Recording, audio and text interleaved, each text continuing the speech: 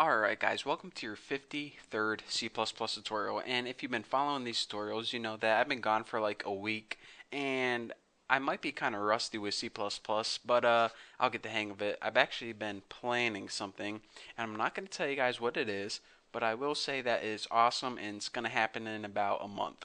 So that's your little teaser, so now let's get back into C++. Let me get my head straight. I actually just opened this program. So I think what I was supposed to teach next was about protected because that's what it's looking like. So I think in the last tutorial I just covered basic inheritance. I probably should have, watched the last video before I started doing this one, but who has time for that? So let's go ahead and talk about what a protected member is. Whenever I first made a class like this mother class right here, automatically it's stuck in public, protected, and private, those three variables, or I mean those three code words, and you're supposed to put all your functions and variables in there. And I usually just deleted private or protected, and I'm like, don't worry about that, we'll worry about this later. Well, now is the time to worry about it. So let's go ahead and in our mother class, let's throw in those keywords again. So public, we already know what this does. Let's go ahead and make a variable for each one. So we already know what public means. Anywhere inside this class has access to this stuff, and also outside this class can also access this stuff.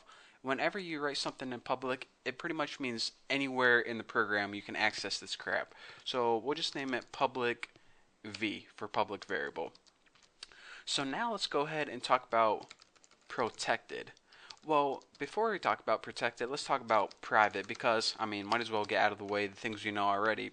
We already know that whenever we make something like a private variable, that this means that only inside this class has access to this variable. For example, if we wanted to go in another class or in this main CPP class, this class would not have access to these private variables, and that's why we need to build methods inside this class that are public to access those private variables. So basically what we know so far, whenever we make something public, any other file has access to it. Whenever we make something private, only this file or only this class has access to it. So you're saying, alright, this is A, this is B. So what the heck is this one? It's kind of like sitting in the middle. Is it like a combination of both? Well, yes it is. Listen very closely. Whenever you make something protected, here's what it means. Anything inside the class has access to it, just like public and just like private. Any friend has an access to it, and remember we talked about friends earlier. Pretty much just things outside the class that has access to stuff inside your class. And also your base classes. Remember, a derived class inherits from the base class, right? So any class that is inheriting from this class has access to it. So if we were to make a private variable in this mother class, and then the daughter class inherited everything from mother, well, it wouldn't inherit the private variables. These private variables are still private to mother. Even though daughter inherited from mother, daughter does not get these private variables. Daughter would in fact get public and protected. So it would inherit these two, but not private. So that way you can kind of see it's a mix between public and private. It doesn't let anything inherit it like public, and it doesn't just stay in this class like private. It's kind of like in between. So let me go ahead and make a protected variable, protected v, and I'll go ahead and show you guys an example. So let's go ahead and build a function inside daughter, and we'll just name this. Go ahead and make it a public function, of course. Public, and we'll just name it like do something. Did I spell that right? Close enough. So now let's go ahead and build this method right here. And I keep thinking like I'm forgetting something, but I guess it's just because I haven't programmed in a while. So let's go ahead and put void daughter. Hopefully I'm doing this right. Alright, and what was that? Oh, do something. It got it right there for me. How nice. So now we'll just go ahead and do this. Well, actually, I might as well do this one at a time. This will probably show it to you very clearly. So let's go ahead and before we even start coding this function right here, let's go ahead and build a daughter object. So daughter, I think her name should be Tina. That seems appropriate for this tutorial. And Tina dot do something, right like that.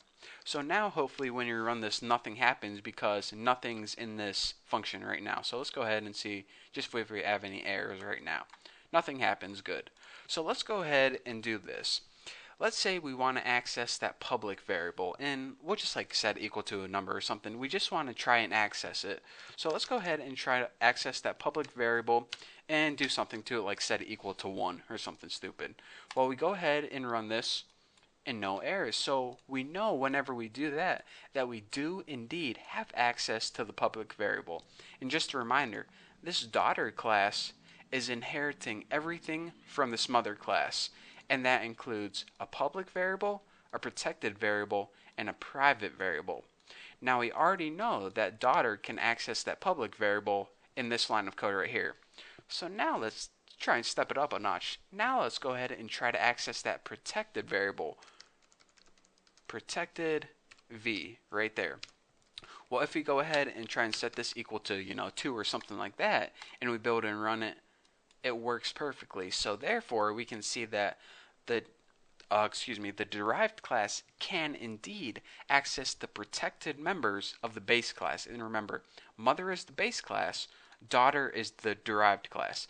Whatever does the inheriting, aka the daughter, is the derived class. The core class that has the crap we want to inherit from, that's called the base class. So now we know that we can indeed access public and protected members from the base class. Now let's go ahead and do something that we know we're not allowed to do and try to access a private variable. And let's go ahead and try to set this equal to 3. And now we'll go ahead and try and build and run this, and it says, Bucky, I don't think so. You know the rules. You are not allowed to inherit private members. So that's why we're getting an error whenever we try to inherit for a private variable. So the concept behind this tutorial is not to build a stupid program that does nothing, but it's this. Whenever you're inheriting from a class, you can inherit all the public stuff, you can inherit all the protected stuff, but you cannot inherit the private stuff. So remember, whenever you have a base class, you're going to get this crap, and you're going to get this crap. But you ain't getting this class, biatch. I meant crap. Oh, that's embarrassing. But I'm not going to redo this tutorial just because I messed up that one sentence. Okay, got it. Alright, so let's, that's enough of me talking for this tutorial. I think you guys understand the concept by now. Basically, at the heart of this tutorial, you can inherit everything except private variables. I could have made this tutorial real short, but I didn't. So thank you guys for watching. Don't forget to subscribe. And by the way, if you guys want a nice organized playlist, I don't really like doing them on YouTube because it's not really easy to organize that way. But if you go to my website, I have all my videos laid out. You can watch one right after the other from clicking a button. Everything's nice, laid out in a nice playlist for you guys. So thank you guys for watching. Don't forget to subscribe, and I'll see you guys in the next video.